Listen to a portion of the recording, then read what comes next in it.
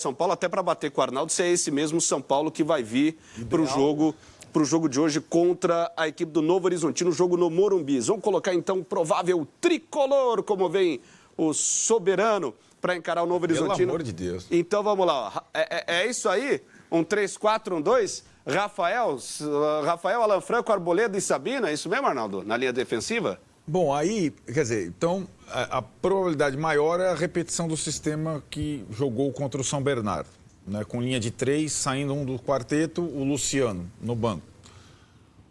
Muita gente que acompanha o São Paulo, setoristas mesmo, não vem no treino. O Zubeldia também testou a possibilidade do Oscar como segundo volante e o trio na frente, Luciano, Lucas e Caleri. A minha apuração é que o teste é para eventualidade, o jogo São Paulo perdendo, empatado até o final, mas em princípio seria a base do time que jogou contra o São Bernardo. Nos zagueiros, você tem ali 4 jogadores para 3 vagas, né? O Ferrarese foi muito bem contra o São Bernardo também, mas a tendência é que o Alan Franco mude de lado, o Sabino canhoto, no esquema de 3 zagueiros, permaneça, né? Ou Ferrarese do lado direito, Arboleda na sobra e Alan Franco na dele, onde ele está mais acostumado do lado esquerdo. Então, acho que aí o São Paulo tem boas opções. Na lateral esquerda, na ala esquerda, outra disputa. O Wendel foi bem contra o São Bernardo, o Enzo Dias vinha bem. Então, ali tem uma disputa. Na segunda volância, por que não Bobadilha? Porque o Marcos Antônio jogou pra caramba contra o São Bernardo e o Bobadilha não jogou nada até agora, né? Então, o Marcos Antônio deu sorte. Não, o Luiz Gustavo nem no banco ainda. Nem no banco, condição. Aí a ausência do Pablo faz com que o Alisson seja puxado para a função de primeiro volante. Foi o que o Zubeldia conviveu o ano passado todo, né? E aí ficaria o Marcos Antônio com o Oscar e na frente Lucas e Caleri. Que é um esquema, né, Ivan, que eu acho que funcionou relativamente bem contra o Palmeiras, funcionou bem contra o São Bernardo. Eu acho que a coisa mais farta que o São Paulo tem hoje no elenco são os zagueiros bons. O torcedor está acostumado com isso, o torcedor gosta de linha de 3, ao contrário de vários outros clubes. É aquela coisa da cultura do torcedor. E também o Novo Horizontino joga em linha de 3 e tem uma bola aérea muito forte, né? O Novo Horizontino é um time diferente, não é o Mirassol e Bragantino que quer sair costurando, né? Então acho que é um esquema mais apropriado também para o adversário. Mas é o que o Massini falou, agora com os 3 passando, o São Paulo já tinha uma responsabilidade muito grande pelas eliminações dos anos anteriores, pela pressão no trabalho do Zubeldia, agora com os outros 3 passando, ele tem que passar. De um jeito ou de outro ele tem que passar. Senão, vai mudar. E mesmo sendo segunda-feira, podemos ter o maior público do Morumbi no ano, porque a última parcial 49 mil, mas sem cativas e nada, então é possível que bata 55 e o jogo do Corinthians 54. Então, mesmo sendo uma segunda, pode ter recorde de público do ano. O pessoal aproveitando o horário, feriadão também, dá para curtir o jogo. Ô Vessa, só que você tocava num ponto que eu acho interessante quando a gente abriu o assunto São Paulo. Você lembrava de já vivenciar, olha, os outros 3 jogaram, eu já vivi isso, e aí você ser o quarto a jogar. Qual que é o tamanho da pressão? Porque muita gente fala, não, mas é só um jogo e tal. Tem muito desse ingrediente da pressão, dos 3 passaram e os 3 passaram bem. Os 3 passaram sem sufoco. Qual que é o tamanho desse caldo que o São Paulo vai ter que encarar nessa segunda-feira?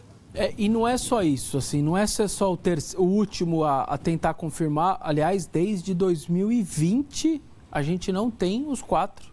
Isso não é pouca coisa. Verdade, nas últimas 4 não tivemos um grande, sempre ficou de fora. Sempre ficou de fora. Então não é uma coisa para quem está em outro estado, nós assistindo em outro país. Não, mas é os 4. Não, aqui em São Paulo 2020, não. 2020 sem público, né? 2020 já com a Covid. O 19 foi a última. E o 20 já. Ou é 19 ou é 20. Ou é 19 ou é 20, certeza. 19 ou 20. Então isso é uma coisa que costuma acontecer mesmo, assim. Você ser o último, você tem essa pressão, não adianta dizer que não. Mas o pior para mim e para o São Paulo o Mirassol é um time de Série A. Perdeu um monte de jogador, contratou um monte de jogador, não é mais o treinador que foi durante a campanha toda da Série B. O Red Bull trocou o treinador também e tal. O Novo Horizontino não. Ele é o mesmo trabalho. Sim. É o mesmo treinador. é um outro cenário. Eliminou o São Paulo ano passado com esse mesmo treinador. Então, é um time consolidado em termos da... não deu certo, na reta final, faltava 2 rodadas, não subiu, mas ficou próximo, fez um bom ano. E esse ano, de novo, um bom campeonato. Tem ali um trabalho, tá ali. É só enxergar que tá ali o trabalho. Então, não é só simplesmente a pressão de ser o último. O São Paulo pega um adversário dos 4...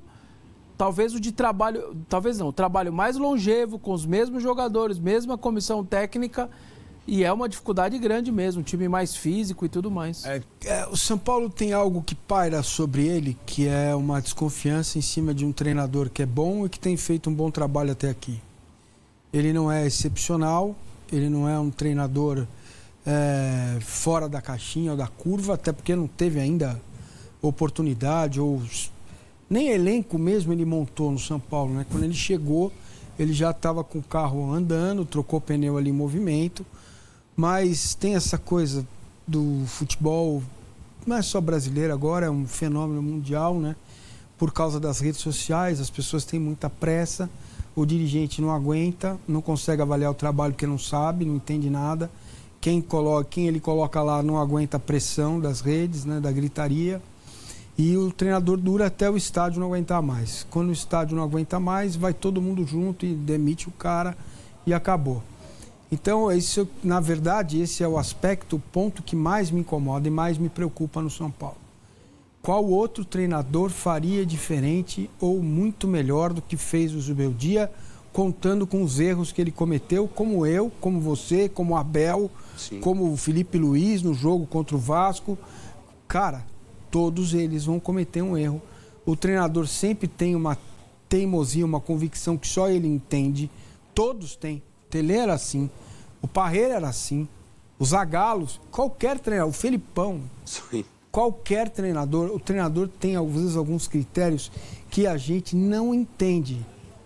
Então, essa história, eu vivi muito isso nesses 5 anos do Abel, que é o Zubeldia, inimigo da base. Os caras começam a criar notícias falsas e começam a falar em cima disso. Isso acaba virando verdade, sabe? Isso acaba virando as pessoas começam a repetir isso sem saber por que estão repetindo.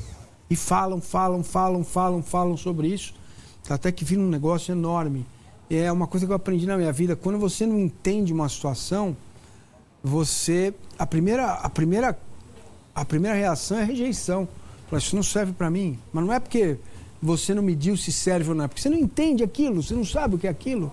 Então, os torcedores, eu vejo os torcedores do São Paulo, e ele entra na Santos, Neymar, Palmeiras, Tigrinho, Corinthians, Memphis, né? Cada um com o seu modelo.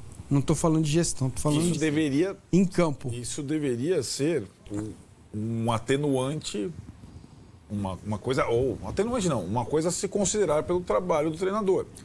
O que o Márcio está falando, o Zubeldia, se ele passar a tormenta... O Zubeldia ele tem menos e entrega mais do que ele tem. Sim. Então, o Zubeldia, se ele passar a tormenta e completar um ano no São Paulo, é um desafio, né? Ser técnico no São Paulo por um ano.